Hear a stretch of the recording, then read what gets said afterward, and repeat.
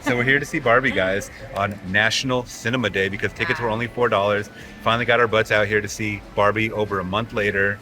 And what's the excitement level now that we've heard that there's a lot of mixed reviews? A lot of mixed reviews. I'm just kind of going into it to have fun and to see the visuals and the costume design, and then I guess whatever else follows, we'll just see the plot and then how that goes, how that plays out. I'm here to see that fine ass Ryan Gosling. What do you? Oh yes.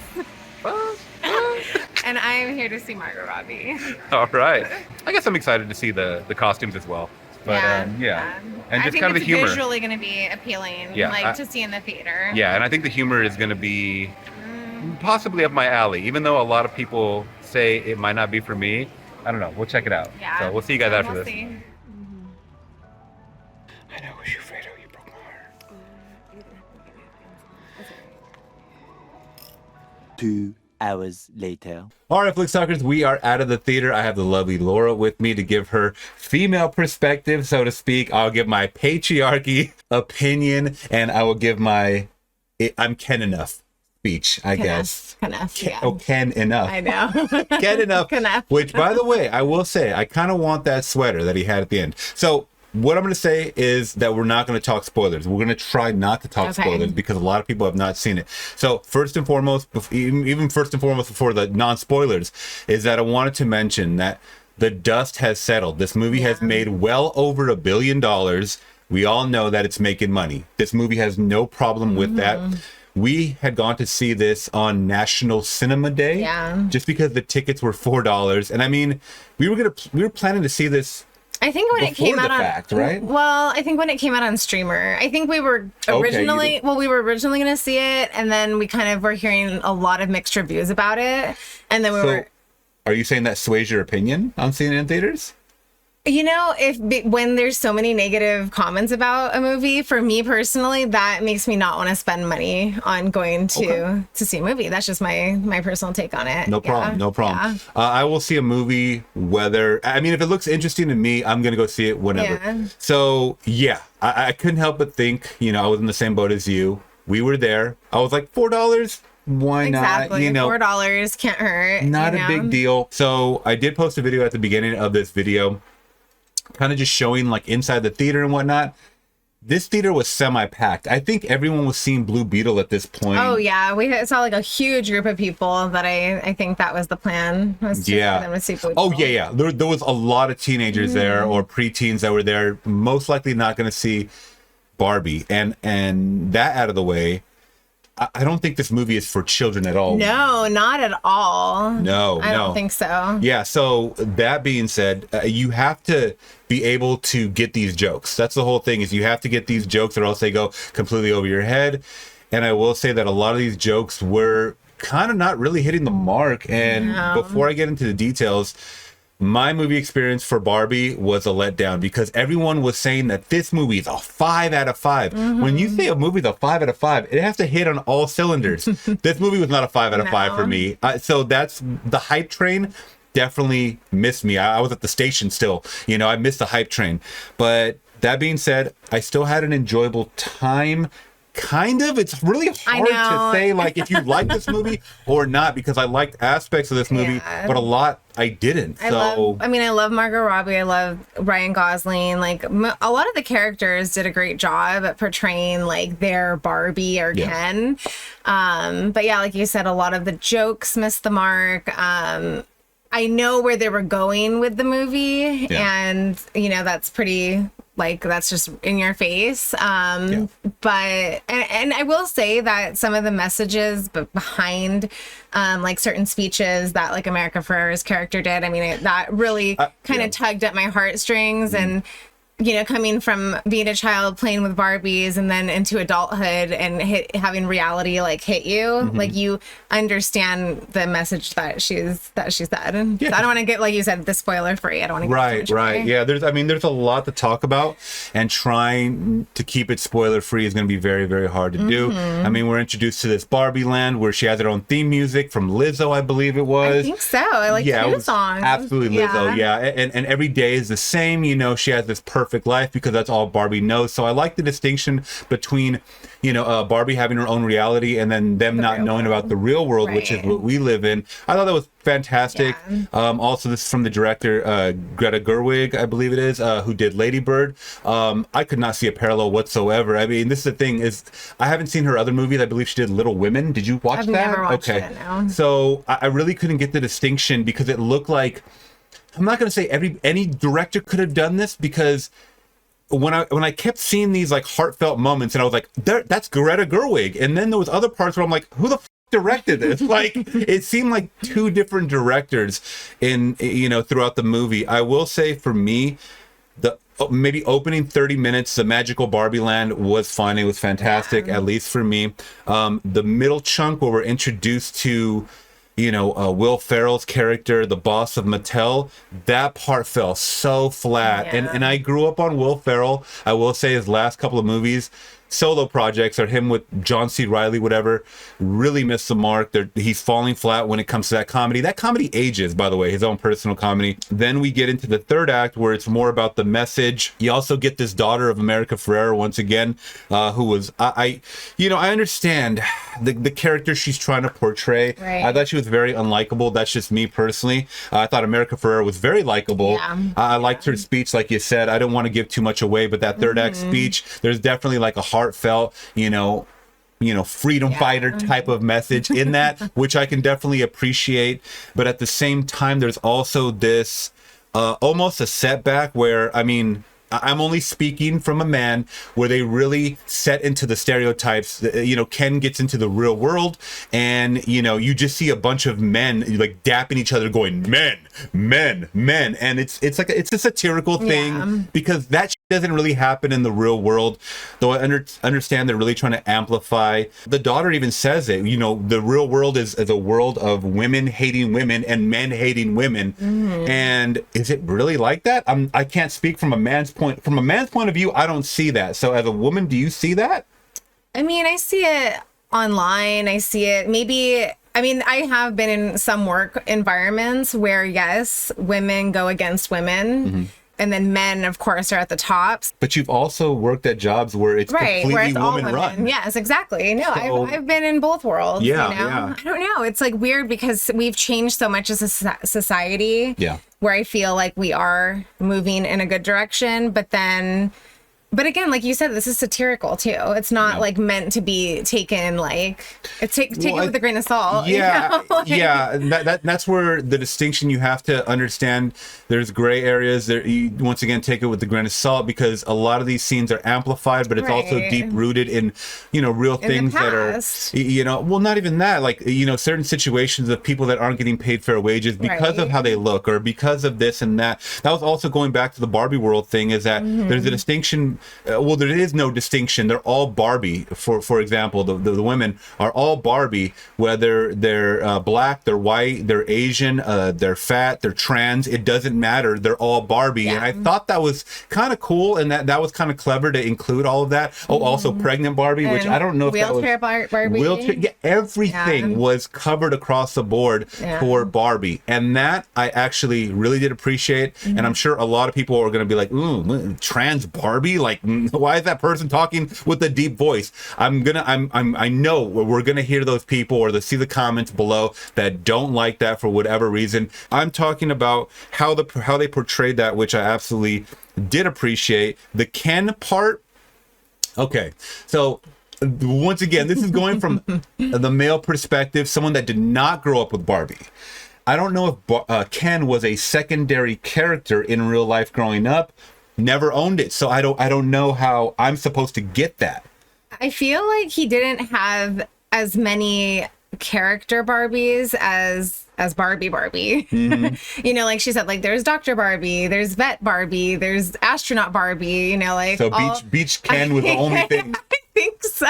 Actually, I think there was like a business suit Ken. Business suit Ken.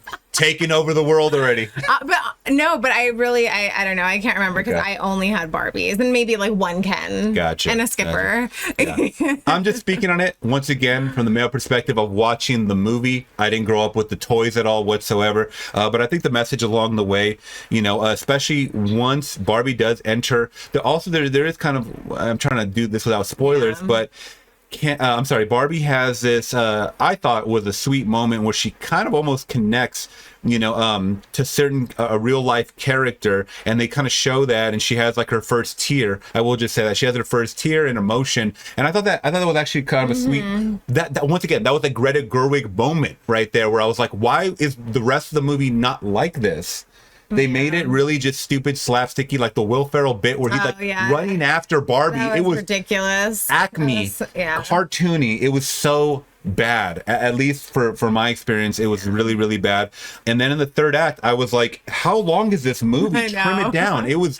I kept eating the popcorn and I'm like, oh my God, I'm like, I need to stop. This movie went on way too long. They did have a cool Ken song. I thought the Ken song was pretty cool. It got on the Billboard Top 100. No way. Yeah, it was like 90, 98 or 89 or something like that. So hey, give it up. Yeah. It was one of those where the song went on. It just kept going on and on and on. But I was entertained with it. But that should have been like in the middle of the movie. It shouldn't have been towards the end. But a lot of stuff started happening in the end. There was a bigger message. They were trying to, you know, a lot of things were going on once again without spoiler territory.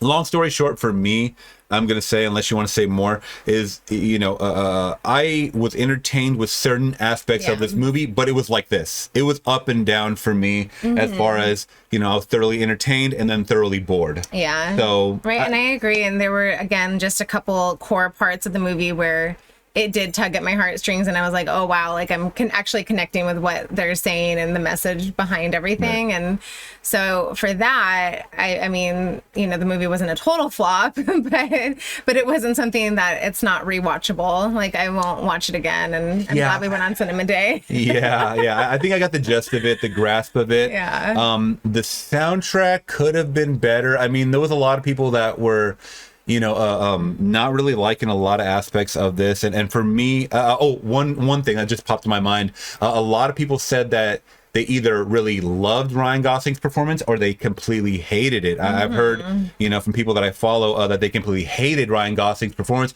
I actually thought that his performance was pretty good. I thought he it was weird because he was really teetering on like almost like a surfer, because they were trying to implement this whole beach Ken. And when they go to the real world, they go to Malibu. So if you act like a Californian, Venice Beach, you know, if you act like a Californian, you gotta have that in your voice, especially if you come from the beach, brah. And I think that he definitely tried to tap into that inner California boy. And I think he did a pretty good job, especially in the third act, when him and Barbie have these moments where he doesn't feel like himself. He doesn't feel like there's a lot of underlying issues in this movie where there, once again, children are not going to understand this. So why would parents take their kids to see this? They're not going to understand what's really going on in this movie, the core message of it. I would think so. And I heard babies in the back, like crying, like, oh yeah, I heard a baby that was like, I want to go home.